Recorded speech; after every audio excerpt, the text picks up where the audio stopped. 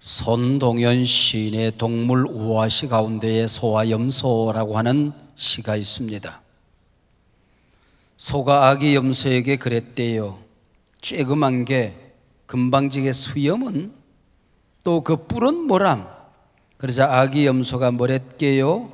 쳇, 아저씨는 부끄럽지도 않아요?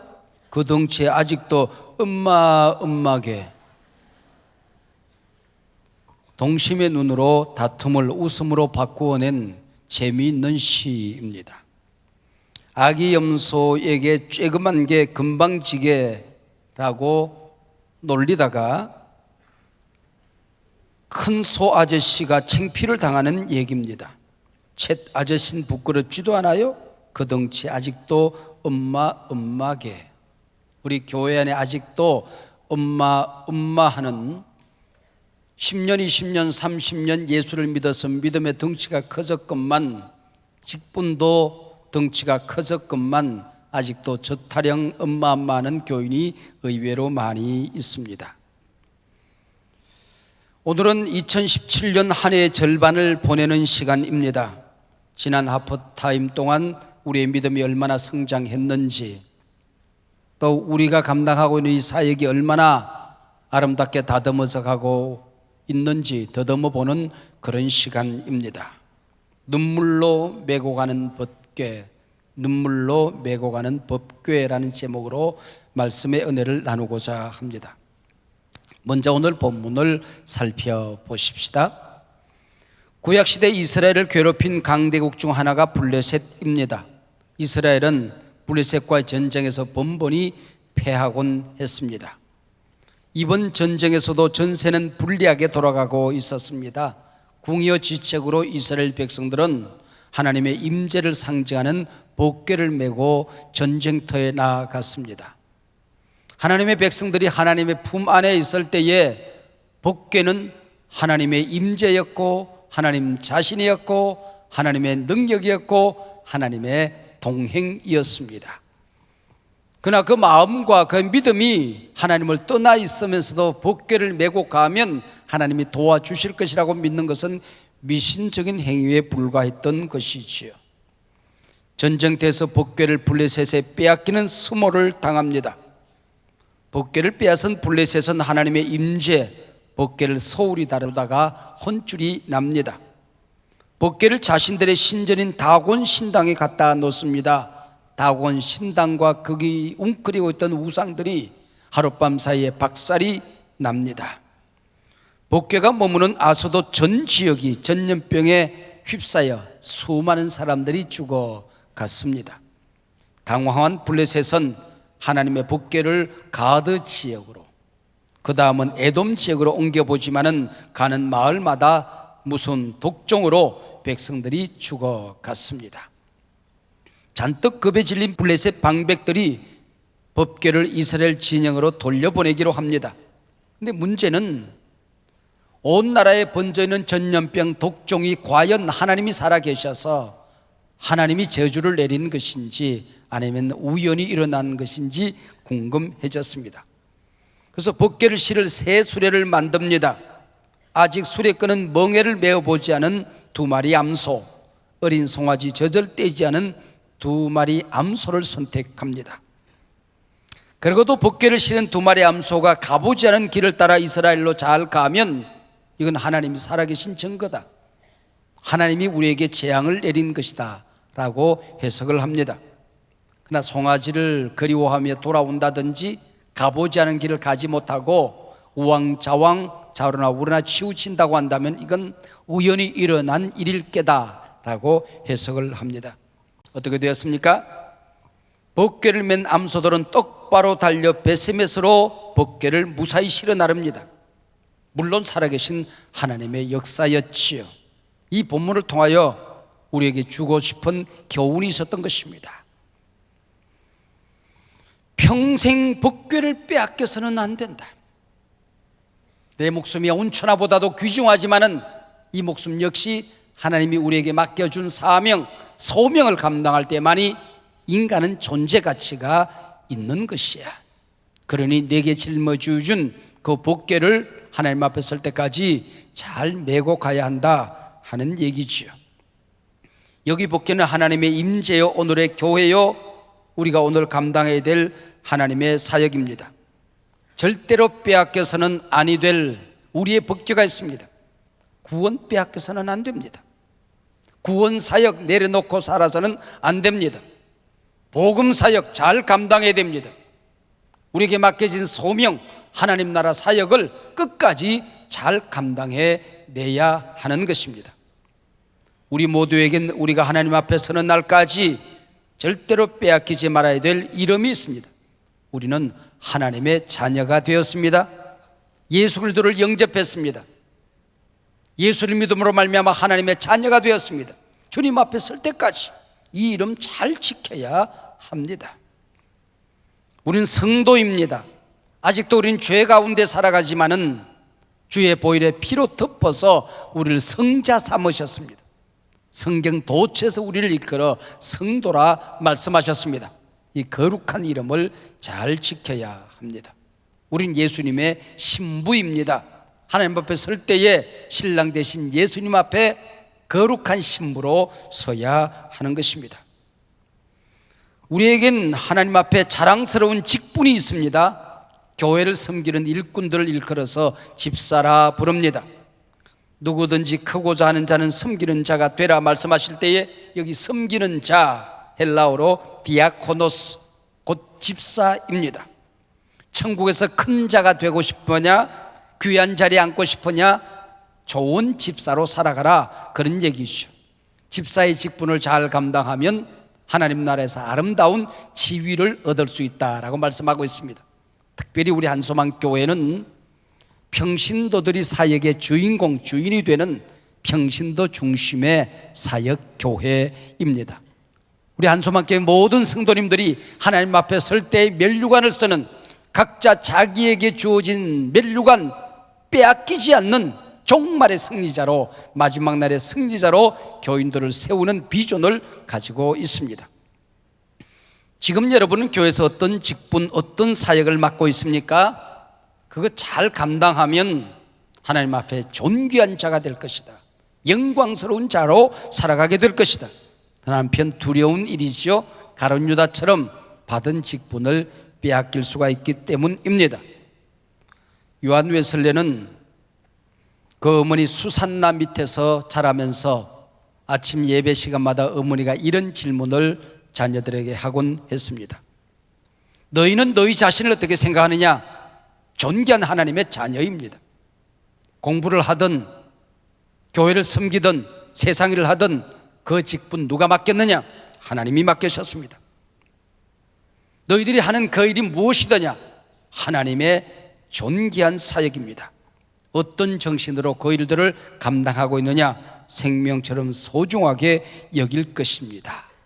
이게 바로 법궤를 메고 가는 우리의 자세라고 하는 거죠. 우리 교회 주차 안내 사역팀의 맏형격인 이집사라는 분이 계십니다. 1년이 훌쩍 넘었습니다. 지난 17년 동안 한 주일도 빠지지 않고 눈이 오나 비가 오나 더우나 추우나 그 사역을 감당해 왔습니다. 개인 택시 운전을 하시는 분이십니다. 주일 예배 자리 지키기 위해서, 그 주차 자리를 지키기 위해서 주일날이면은 운전을 나가지 않고 지난 17년 그 자리를 지켜오셨더랍니다. 가끔은 안내를 하다가 교인들에게 무안을 당하기도 합니다. 불평을 고스란히 끌어안고 주차 사역을 감당해야 될 때도 있다는 것입니다. 그분은 소박한 기도 제목을 내어놓습니다. 80이 넘어서도록 이 몸뚱아리 건강해서 한소망교회에서 그 사역 잘 감당하고 싶습니다 라고 기도 제목을 내어놓습니다. 한소망교회 지금 이름도 없이 빛도 없이 구석구석에서 이 예배를 위하여 섬기는 많은 사역자들이 있습니다. 찬양 사역자들, 방송 사역자들, 봉헌과 안내 사역자들, 그리고 이 시간에도 교회학교 각 부서에서 어린아이들을 품에 안고, 그리고 또 작은 자, 그리고 어려운 자들을 돕는 사역들이 수도 없습니다. 우리 교회는 성공의 사다리라고 하는 많은 프로그램들이 있습니다. 이 프로그램은 철저하게 평신도 여러분들이 주인이 되어서 담당하고 있습니다. You can be a leader. 모든 사람이 하나님 앞에 리더입니다. 여러분들이 목회자입니다.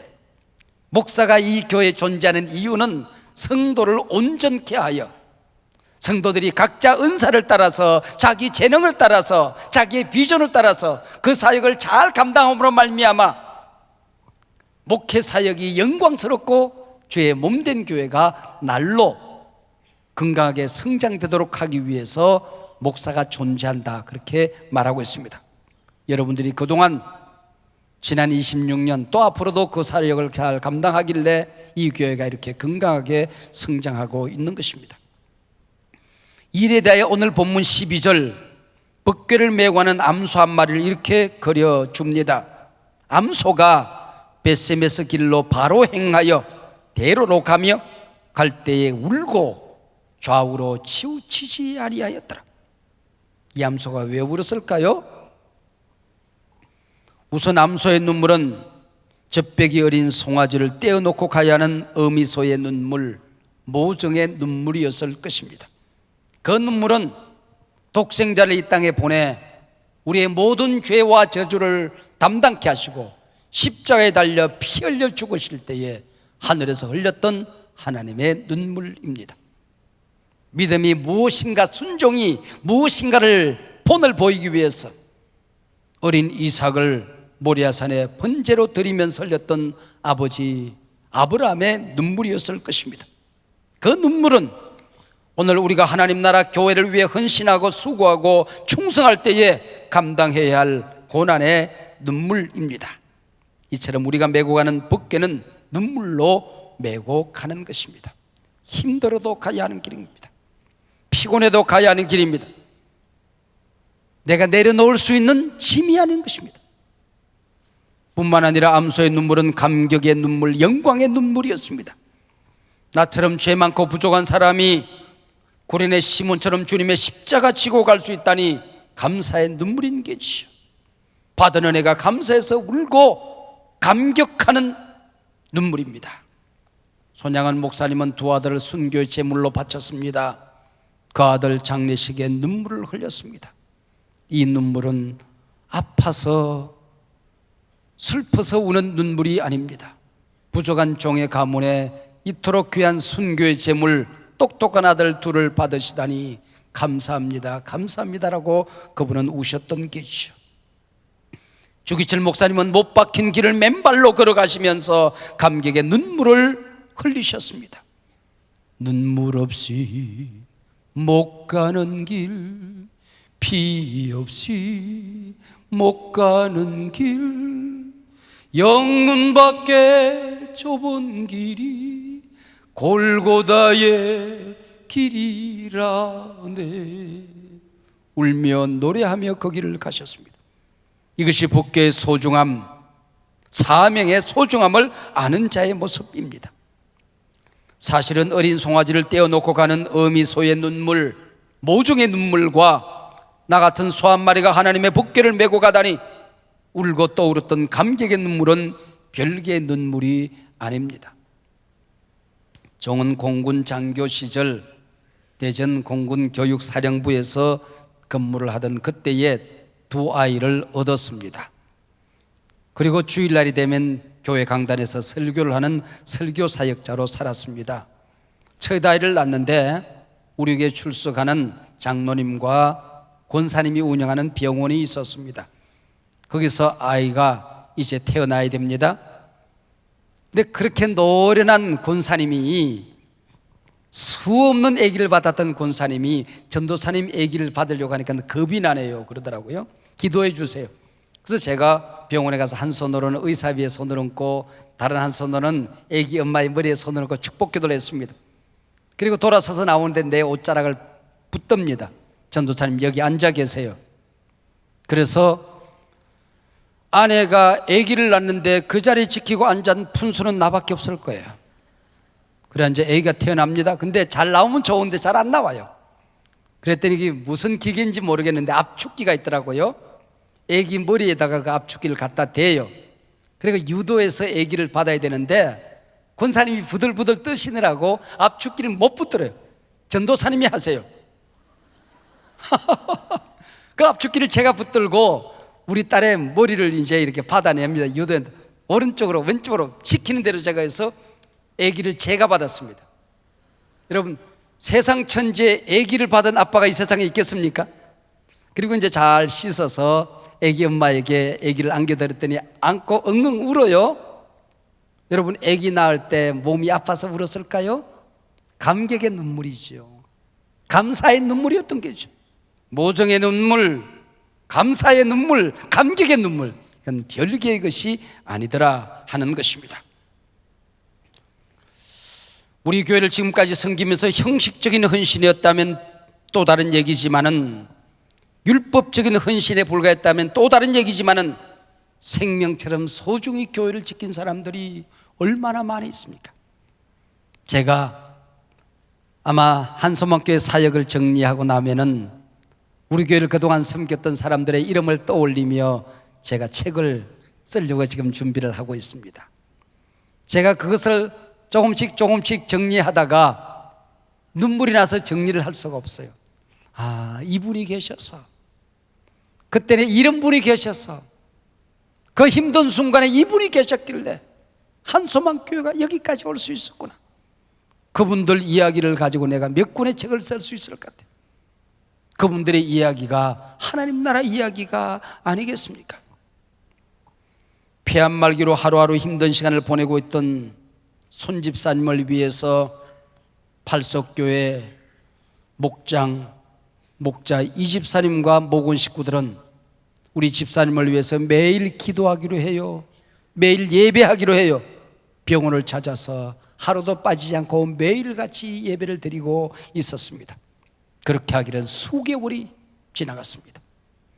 정말 목원들이 병원을 방문할 수 없을 때는 스피커폰으로 열어놓고 각자의 자리에서 기도하고 찬송하고 예배를 드렸습니다. 그렇지만 손 집사님은 하나님의 부름을 받고 주님 곁으로 갔습니다. 이 모습을 병실의 환우들이 지켜본 겁니다. 이 집사님을 붙들고 나를 위해서도 기도해 주시겠습니까? 나를 위해서도 예배해 주실 수 있습니까? 교회를 안 다니는 분입니다. 흔쾌히 목원들과 함께 결단하고 그분을 위해서도 예배하고 기도했습니다.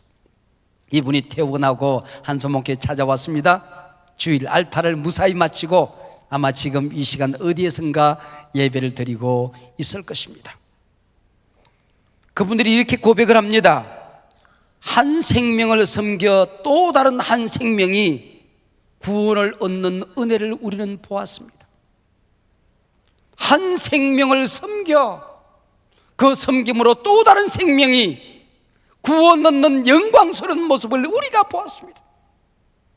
그 누가 감히 이런 몸부림을 수고라는 값싼 말로 표현할 수가 있겠습니까? 이건 분명히 감격이지요. 서대반의 죽음의 자리에서 사도 바울을 얻은 감격이 그들에게 있었던 것입니다. 서대반은 죽었지만은 그 자리에서 사도 바울을 얻은 기쁨이 있었던 거죠. 법궤를 맨 2마리 암소는 8개의 발을 맞추어 달려갔습니다. 교회 봉사는 독창이 아닙니다. 합창입니다. 독주가 아닙니다. 합주입니다. 교회 비전과 발이 잘 맞아야 됩니다. 부족하지만은 종이 지휘자입니다. 우리 피아노로 좀 조용히 섬깁시다. 힘냅시다. 포르테로 소리 지릅시다. 달려갑시다. 잠깐 멈추십시다. 지휘자의 보조를 잘 맞추어야 합니다. 함께 섬기는 사람들과 잘 맞춰야 됩니다.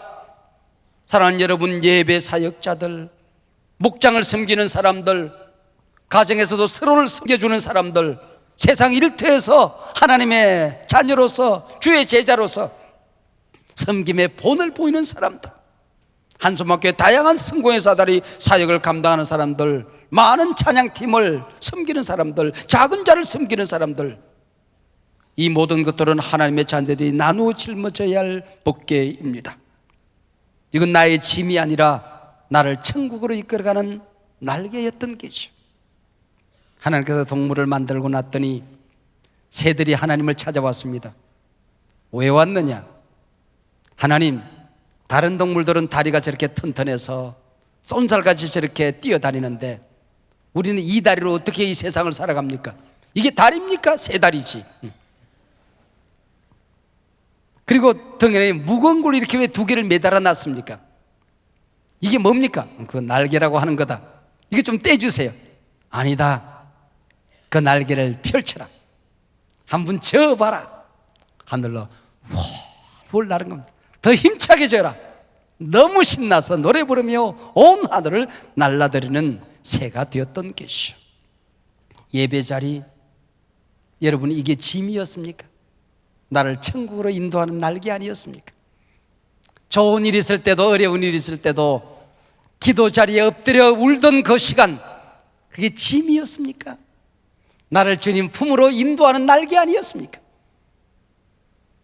칭찬 없는 자리, 더 힘든 자리, 애쓸 수밖에 없는 자리, 손해보는 자리, 자존심 내려놓아야 하는 자리, 밤잠 자지 못하는 자리, 우리 가정에 태산처럼 할 일 쌓아놓고 달려갔던 그 자리, 그게 짐이었다면 어찌 감당할 수가 있겠습니까? 나를 하나님 나라로 인도하는 날개 아니었습니까?